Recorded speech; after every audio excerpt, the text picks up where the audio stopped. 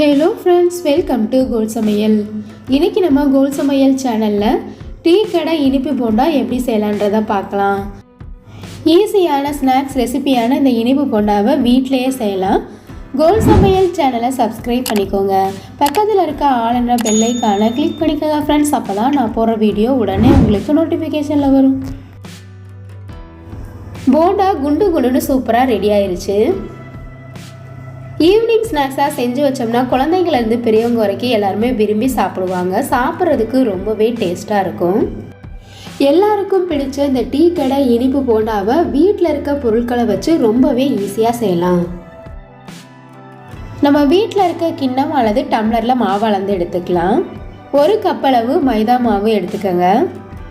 எந்த கப்பில் நம்ம மாவு அளந்து எடுத்தோமோ அதே கப்பில் நான் 3/4 கப் அளவு சர்க்கரை எடுத்திருக்கேன். போண்டா நல்லா இனிப்பாக வேணும்னா இன்னும் கொஞ்சம் அதிகமாக கூட சர்க்கரை சேர்த்துக்கோங்க. இது கூட வாசனைக்காக 2 ஏலக்காய் சேர்த்து இது எல்லாத்தையுமே நல்லா நைஸாக அரைச்சி எடுத்துக்கோங்க. இந்த மாதிரி நல்லா நைஸாக அரைச்சதுக்கப்புறமா இதை மாவு கூட சேர்த்துக்கோங்க. ஆப்ப சோடா கொஞ்சமாக சேர்த்துக்கோங்க. 1/4 ஸ்பூன் உப்பு சேர்த்துக்கோங்க.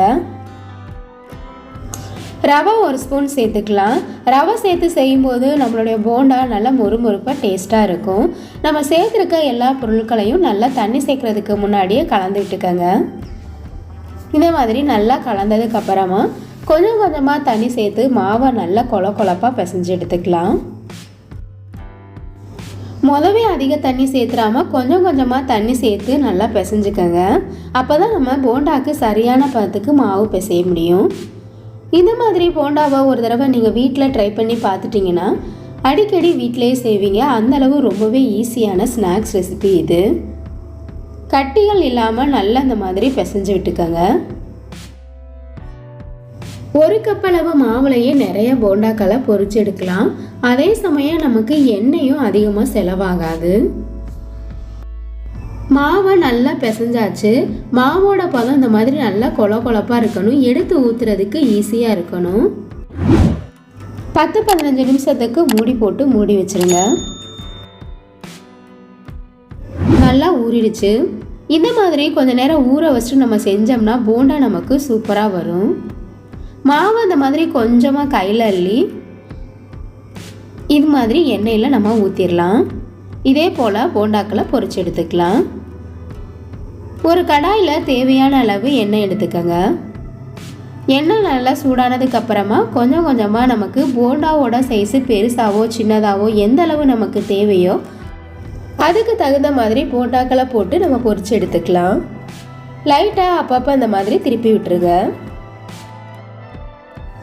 பொரிச்சு எடுக்கும்போது அடுப்பை மீடியம் ஃப்ளேம்லேயே வச்சுக்கோங்க. ஹை ஃப்ளேமில் வச்சோம்னா சீக்கிரமாகவே போண்டாவோட கலர் மாறிடும். உள்ளுக்குள்ளெல்லாம் வேகாத மாதிரி இருக்கும். மீடியமான ஃப்ளேம்லேயே வச்சு பொரிச்சு எடுத்துக்கோங்க. கோல் சமையல் சேனலை சப்ஸ்கிரைப் பண்ணிக்கோங்க ஃப்ரெண்ட்ஸ். கலர் நல்லா மாறிடுச்சு பாருங்கள். எண்ணெயிலிருந்து நுர வர்றதெல்லாம் குறைஞ்சிருச்சு. இப்போ நம்ம வெளியில் எடுத்துடலாம். சூப்பரான இனிப்பான டீ கடை போண்டா ரெடி ஆயிடுச்சு. இதே போல் மீத இருக்க எல்லா மாவையும் பொரிச்சு எடுத்துக்கலாம். எவ்வளோ சூப்பராக குண்டு குண்டுன்னு வருதுன்னு பாருங்கள். இந்த ஈஸியான ஸ்நாக்ஸ் ரெசிபியான இனிப்பு போண்டாவை நீங்களும் ட்ரை பண்ணி பாருங்கள். இந்த வீடியோ உங்களுக்கு பிடிச்சிருந்தா கோல் சமையல் சேனலை சப்ஸ்கிரைப் பண்ணிக்கோங்க. லைக் பண்ணுங்கள், கமெண்ட் பண்ணுங்கள், ஷேர் பண்ணுங்கள். பக்கத்தில் இருக்க ஆளுன்ற பெல் ஐகானை கிளிக் பண்ணிக்கோங்க ஃப்ரெண்ட்ஸ். அப்போ தான் நான் போடுற வீடியோ உடனே உங்களுக்கு நோட்டிஃபிகேஷனில் வரும். Thank you friends.